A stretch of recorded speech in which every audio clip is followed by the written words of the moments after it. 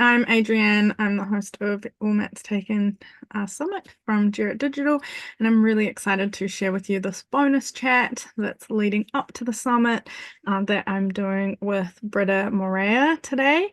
We're going to be chatting all about her story and how she got into being a yoga teacher and teaching retreats all around the world. We're going to go into some tips if being a global yoga teacher is something that you're interested in.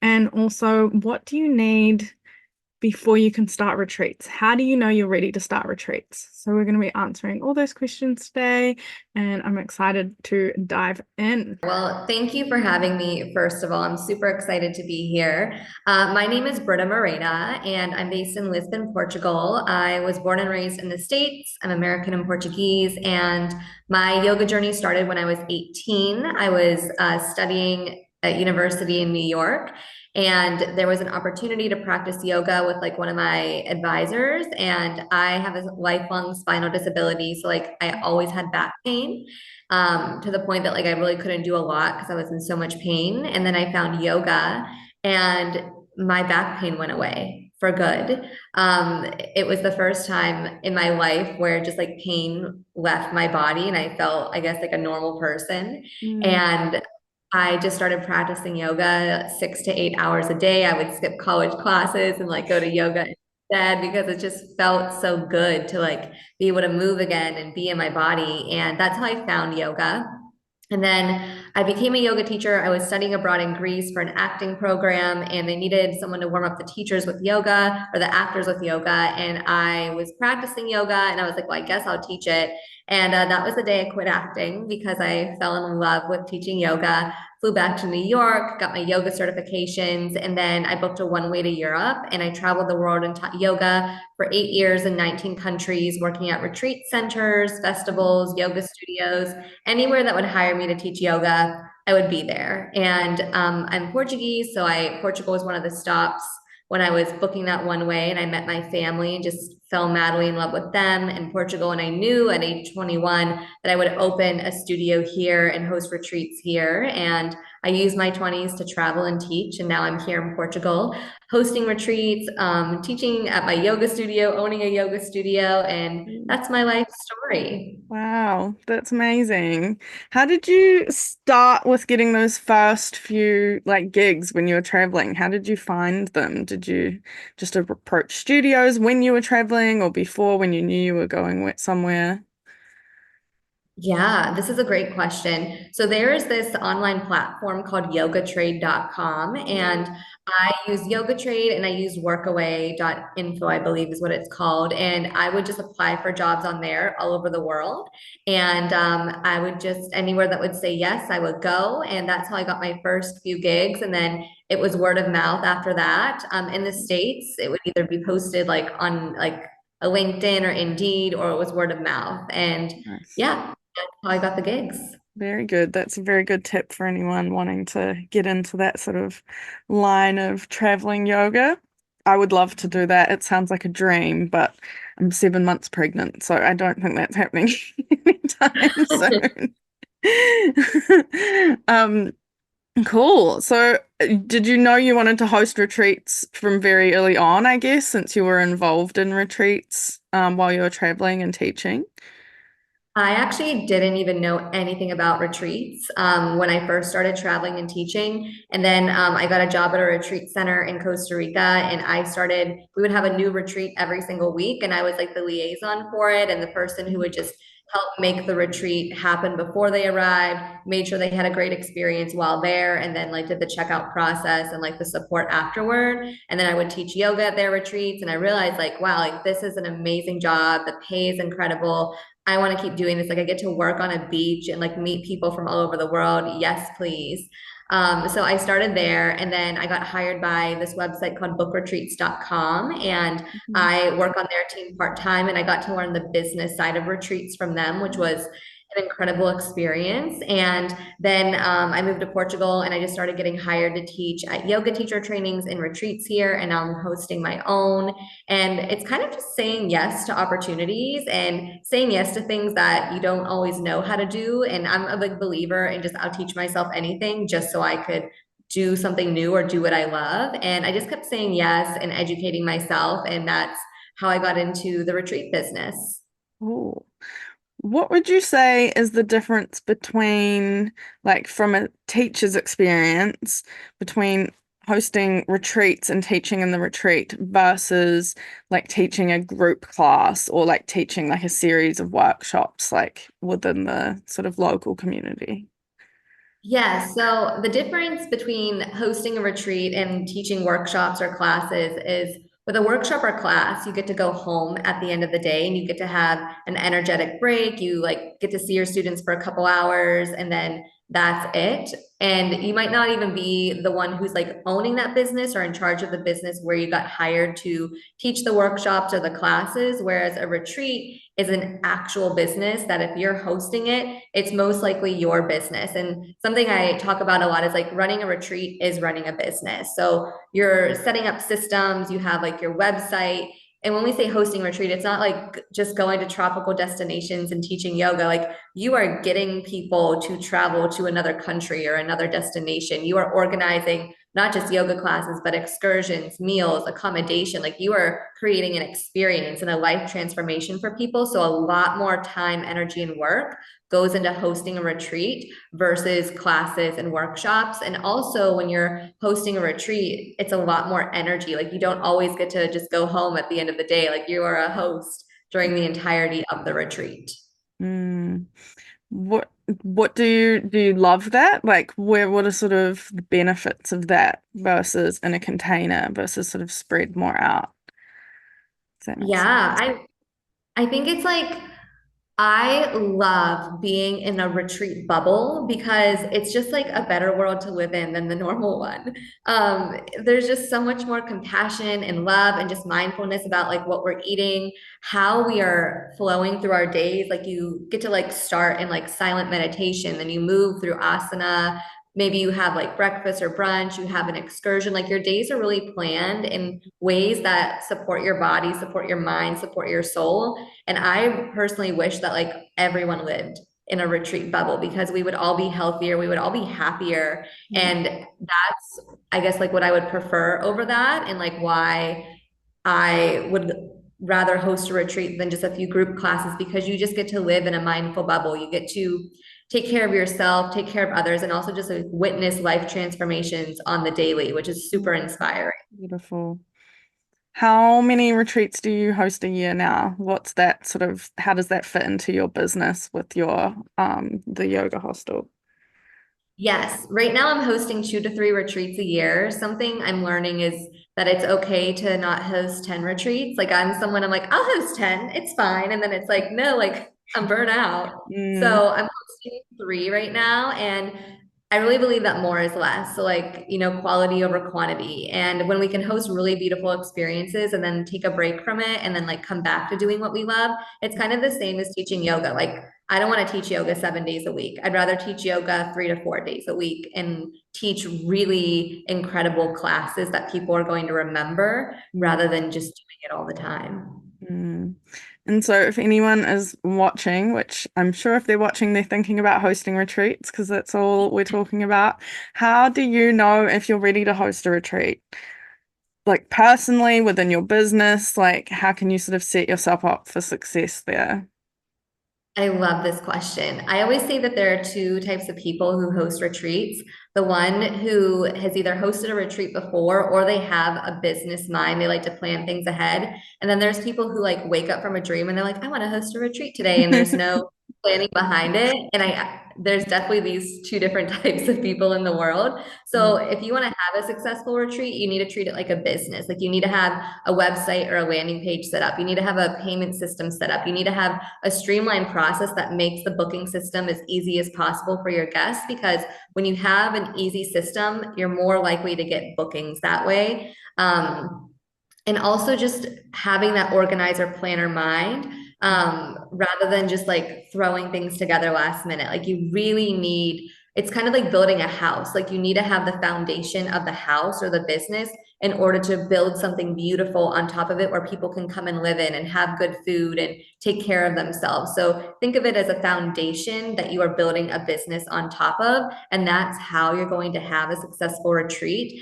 And to give yourself permission not to do everything on your own. Like it's okay to hire people to do the excursions. It's okay to hire people to teach yoga. It's okay to hire a retreat chef. The more that you can share the load, the easier and more beautiful it's going to be for everyone. I guess that is a really good point because then you can really show up and be able to hold that space for people as well, and a lot better if you're not doing 100% of the sort of jobs to keep people happy and busy and all of that as well. Um, I liked that you said you can hire yoga teachers as well. That's a really good point because you don't think about that. You think, oh, well, I have to do all of it if I'm the retreat host. But yeah, that's really good. Do you think there's a certain point in your business then that you have to get started? Can like any new yoga teacher just start to host their retreat, or is there a certain level that they should be at in terms of how many followers they have or anything like that before they kind of think about hosting their first retreat? I love this question. I mean, anyone can teach yoga, anyone can host a retreat. I, however, would love for someone to set up their business first, whether it's a yoga business, a wellness business, whatever they are building their business around, and they want the retreat to piggyback off of that Mhm. rather than just going forward and doing a retreat with nothing planned, nothing set up. We don't want it to crash and burn. We want to be fully supported. So I would say, get 2 years of business. And like, let's say you're hosting a yoga retreat, get 2 years of teaching under your belt. Mm. Figure out how to set up a yoga business, take a course for that, go online, take a teacher training, and really set yourself up for success rather than rushing into it. It's kind of like when we're teaching yoga, like there's no rush. We all get to Shavasana at the end. So that's how I want you to treat your retreats is Mm. it's a business. It takes time. And I firmly believe that great things take time. So when you want to go and host a retreat, take your time. It's okay. Mm, I love that. It goes back to like you're saying earlier with building your house foundations. Like before you even get to your landing page, you have to have the business sort of established and those basic foundations set before you jump into sort of a bigger event as well. Awesome. So, is there any advice that you would like to leave people with if they are sort of thinking, well, we'll do it like two ways, I guess, if that's all right. So, first, if anyone's brand new and they're like, oh, my business foundations aren't quite there yet, but the dream is to host retreats, do you have any advice for them? And then it might be the same advice, but if someone's like, yes, I think I'm ready, like I've set this up, I'm ready to move on to like stage 2 or 3, whichever point retreats are in your business, any advice for them getting actually started with retreats as well? Of course. So to answer your first question, if you are brand new to retreats, you're brand new to teaching yoga, you're just brand new to the industry, what I suggest is working for someone who's been doing it for 10 years or more. Mm. Get an assistant job with them. That's how I started out before I managed yoga studios. I was like an executive assistant to someone who owned a yoga studio. And that's how I learned everything about running studios. So if you can find someone who is a genius in retreats, ask them how you can collaborate, ask them if they need an assistant, if they need someone to just like come and help out at their retreats a few hours a week so you can get hands-on experience, because you can take a training every day, but I firmly believe that hands-on experience is where you're going to get your education and you're going to learn how to do things in real time. And then for the people who have been in this industry for a few years, I say go for it and just make sure that, your business has been set up for a few years. Is there anything you need to check on in your business? Like just check everything off on your checklist and then go for it. Like believe in yourself. And, if you are feeling called to do it, then do it. And I would just talk to friends who have done it before. Like I used to get on calls with my girlfriends who were hosting retreats in Costa Rica for many years. And I just picked their brain for an hour and I'm like, what mistakes did you learn from? What are some great things that happen? What are some bad things that happen on your retreat? Like, what are things no one thinks about? And just ask your friends questions, pick their brains. Or like maybe you see someone on Instagram who's hosting retreats and you don't know them, offer to take them out for a smoothie and just be like, hey, like I would love to learn about retreats. Can I please take you out for a smoothie and pick your brain for an hour? They're going to say yes. So just Yeah. ask questions and know that there is always room for growth. and that what makes us really great retreat hosts is learning in the moment and knowing that like we can have the most perfect plan in the whole wide world, but that's not real life. It's the same in a yoga class. You can have a sequence prepared and then like you have to throw it out in the minute. So how can you prepare yourself to be more present and to hold space so you can prepare yourself for anything while hosting your retreat? Mm, beautiful. That's excellent advice on both fronts. Um, I had a follow-up question for anyone that thinks that they're ready and they're ready to jump in and they're like, okay, I'm learning about this, I'm gonna give it a go. And this might broach into your presentation, so let me know if it does. Is there a way that they can kind of like test if their audience is ready? Like, would you do like a waitlist setup first or a survey or just, I guess, talk to people in some way just to sort of test those waters before you got too deep into like the planning process? Yes. What I would do, and this is what I did last year, is every month, like twice a month, I would just like put a few polls on my Instagram and like hint that I'm like hosting retreats in Portugal next year. Mm, But I, instead of just putting Portugal, I asked them like, what destinations would you be interested in? What is your budget? What would you like to do if like you went on a retreat abroad and like get their feedback rather than thinking like, I'm going to host a retreat and it's going to be this way when your audience isn't interested in that. Take their mm, feedback, use it, plan a retreat from it, and then follow up with them because they're your leads and be like, hey, like, thank you so much for that feedback. I want to let you know, like, I'm hosting a retreat with like that excursion you wanted to go to. Do you want to join? Like, yeah, yeah. that's So really really good. get their feedback.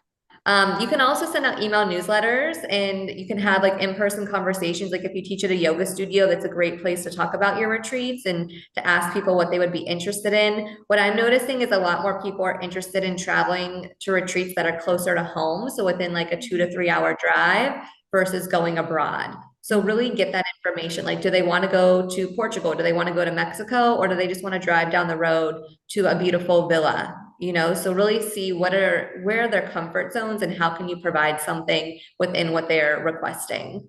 Yeah, I like that you brought up that you can do them close to home as well, because I think we all see the ones like in Bali and things in Mexico, and that's what you sort of think of first. But it makes sense. A lot of people, it's a lot more of a financial investment for one, but I guess also maybe because of all the recent travel dramas that we've had over the last few years, like if you know it's down the road, you know that it's not going to get interrupted and things. So there's probably a bit of security in that, I imagine, as well. Exactly. Yeah. Cool. So you are also one of our beautiful speakers and presenters for the All Mats Taken Yoga Business Summit, which is coming up in a couple weeks. And I'm very excited to share your presentation. Who would be like, who is your presentation suited for? Who should come along and watch it? Great question. I would say if you are new to hosting retreats, as if you've never done one before, if you hosted one and you're interested in hosting more retreats, or if you're someone who hosted a retreat, took a few years off, and you want to get back into the business and industry of it. Those are the types of people who should definitely watch this. And maybe if you're a retreat guest and you're thinking about attending a retreat, I think this would be really great for you too, just to learn how retreats work and what to expect from them. Awesome. That's exciting. And I will put all the links in below. So Britta's presentation is how to sell your retreats a masterclass. So very excited for that. And I'll also put, if you're watching this, because this is going to go on YouTube, if you're watching this in the future and you're like, no, I missed it, I will put all of the links so you can connect with Britta as well if you have any questions around retreats and running retreats, and she can help you out. So thank you so much for joining me today. It's been a very fun chat. I'm very excited. Retreats have been lingering in my mind for a while, so it'll be a long way away, but we'll see. So thank you, and I hope you enjoy the rest of your day. Thank you for having me. And I'm so excited to meet everyone and just thank you again. This is a beautiful opportunity and a beautiful way for so many people to connect to each other and learn. So Yeah. thank you. And I'm so Oh, excited. thank you.